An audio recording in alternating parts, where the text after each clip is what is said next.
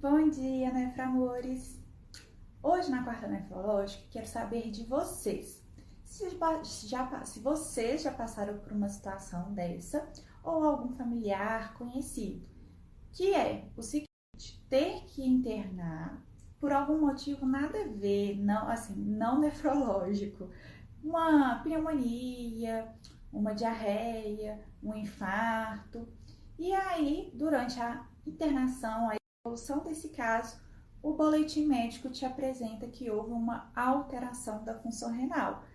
O que é isso? Então, hoje você vai saber o que é isso, que é lesão renal aguda. Vamos lá para o bate-papo de hoje, então. Para começarmos a entender essa condição, a gente tem que ter em mente que os nossos rins, eles funcionam dependendo de uma determinada quantidade de carga de sangue circulante. E uma vez que haja qualquer mudança dessa quantidade de sangue para mais ou para menos, logicamente que os nossos rins recorrem a alguns mecanismos fisiológicos na tentativa de compensar.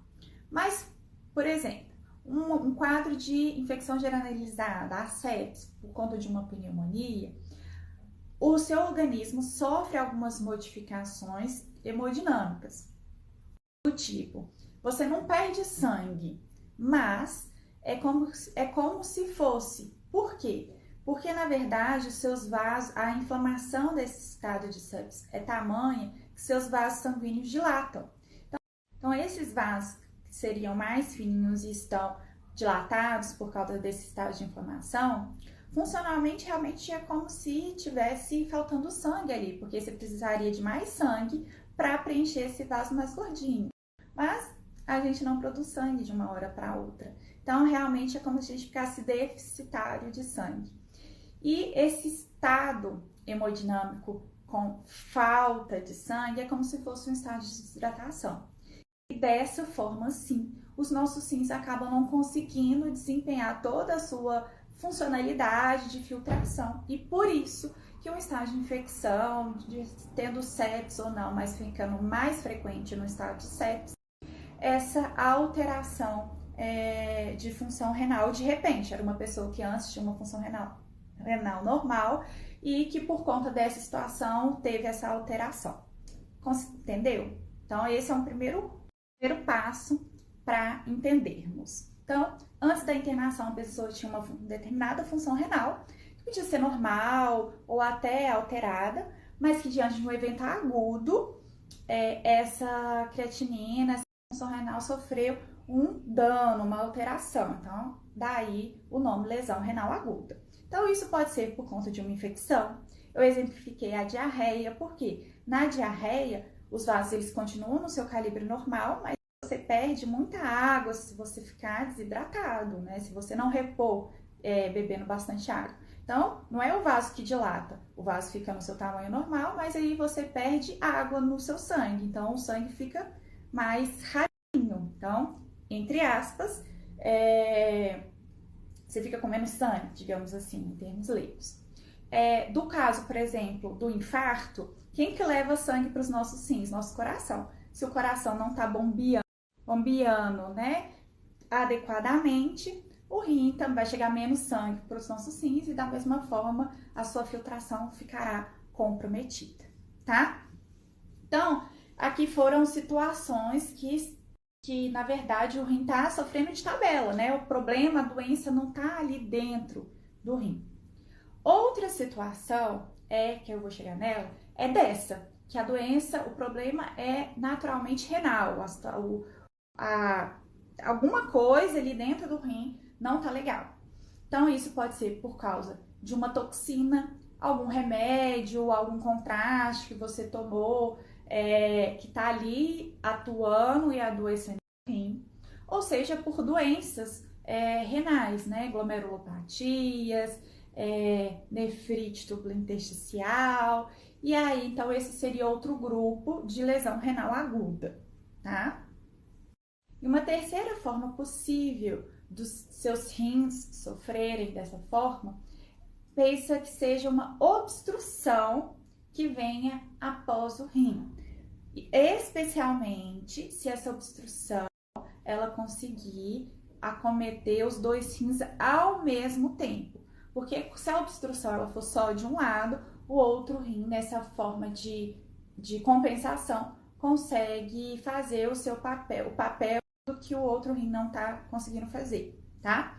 Então, o que consegue obstruir ambos os rins ao mesmo tempo? Então, algum problema na bexiga, a pessoa não está conseguindo ter ter ali sua bexiga contraindo de uma forma adequada, então fazendo um bexigoma. Então pensa que, até já expliquei aqui para vocês, nossa bexiga é como se fosse um balãozinho. E esse balãozinho, né, nossa bexiga, à medida que vai enchendo de xixi, vai aumentando de tamanho. Mas ele tem uma capacidade. E se você não consegue, por algum motivo, que aqui eu não vou adentrar ainda, não consegue esvaziar essa bexiga muito lotadona, já no seu limite de capacidade, e você continua produzindo xixi, esse xixi vai começar a achar o caminho. E o caminho que ele acha é pelos ureteres, né? Os canudinhos que ligam nossos rins à nossa bexiga. Até que esse xixi realmente comece a se acumular, inclusive dentro do nosso rim. Então, imagina um filtro que, em vez da água saindo por onde tem que sair, essa água está se acumulando ali dentro. Isso não é nada legal, começa a ter uma sobrecarga, tá? E outras condições, então, similares a essa obstrução, por exemplo, doenças que obstruam ao mesmo tempo os ureteres, ou então também um problema de próstata, que a próstata está ali depois do bexiga. Então, uma próstata muito grande, ela pode acabar atrapalhando essa drenagem, esse escoamento de xixi da bexiga e, da mesma forma, sobrecarregando o sistema urinário, tá? Aqui, gente, só vou abrir um parênteses, que é sobre a situação de cálculo, né? A maioria das crises de cálculo renal são unilaterais. Então, de uma forma aguda, sim, o outro rim dá conta do problema, né? Mas imagine uma situação em que você é aquele pedreiro, né? Forma vários cálculos ao longo da vida. E sempre aqui, desse rim, no meu caso, direito, né? Esse rim direito, essas obstruções repetitivas causadas por essa pedra nos rins vão, ao longo do tempo, sobrecarregando esse rim direito. Então, o outro rim pode dar conta do serviço? Pode, mas pode chegar a algum ponto de você perder esse rim direito, dadas tantas cicatrizes que se formaram com essas crises repetitivas de cálculo. Então, por isso que é importante o acompanhamento do médico, de você perder esse rim direito, dadas tantas cicatrizes que se formaram com essas crises repetitivas de cálculo. Então, por isso que é importante o acompanhamento do médico, para evitar que isso ocorra. E a gente só evita com que, né, mais cálculos se formem achando a raiz do problema e modificando, né, a raiz do problema, para não trazer esse tipo de situações mais complicadas. Então, aqui eu fiz esse parêntese, mas não tem, assim, muito a ver com lesão renal aguda, mas é só para precavê-los, tá? Então, são esses 3 tipos de situações que podem levar à lesão renal aguda. Tem situações de lesão renal aguda mais leves, que é o quê? Hidratar, tirar um medicamento que está provocando isso, tirar essa obstrução que não está deixando o xixi escoar pelo caminho certo. Então, tem essas situações de tratamento mais simples. Mas pode acontecer uma lesão renal aguda de maior gravidade. E aí, inclusive, pode precisar de uma terapia mais invasiva. Seria uma diálise, seja hemodiálise, seja diálise peritoneal. E aí, quando começa essa situação do paciente precisar de diálise, é sempre uma angústia, né, ali do acompanhante, de será que esse paciente vai persistir em diálise? Beleza, eu entendi que o problema é agudo, mas e o tratamento, esse tratamento de diálise? Ele vai ser temporário ou ele vai ser algo que inclusive pode ficar depois da internação? Para essa resposta, a gente tem que ponderar alguns fatos. Um deles é, esse doente, ele antes de internar, ele já tinha uma creatinina alterada e essa creatinina só piorou? Então essa é uma primeira consideração. Outra é se é um paciente de mais idade ou se tem outras comorbidades, um problema cardíaco, diabetes, uma pressão alta. E qual que é a lógica disso? Os trabalhos mostram que esses grupos de indivíduos têm um maior risco de permanecer em diálise, caso isso aconteça. Mas vai depender também, gente, da causa, do motivo que levou à lesão renal aguda. E qual que é o sentido disso? Pense que esses grupos de pacientes são pessoas que já tinham, antes desse evento, um rim machucado. E aí pensa que esse evento da lesão renal aguda foi um cutuco ali nessa ferida, entre aspas, e que aí a capacidade desse rim machucado de se recuperar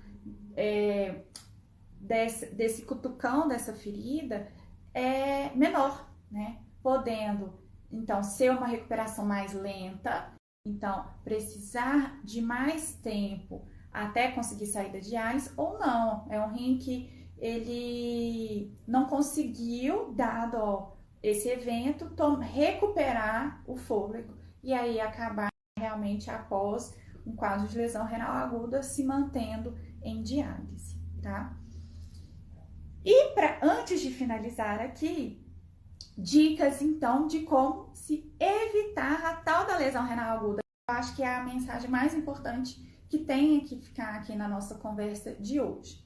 Então, uma delas é ficar bem hidratado, especialmente se você está enfrentando uma situação de infecção, de diarreia, tá? E vômitos também, dengue, tá?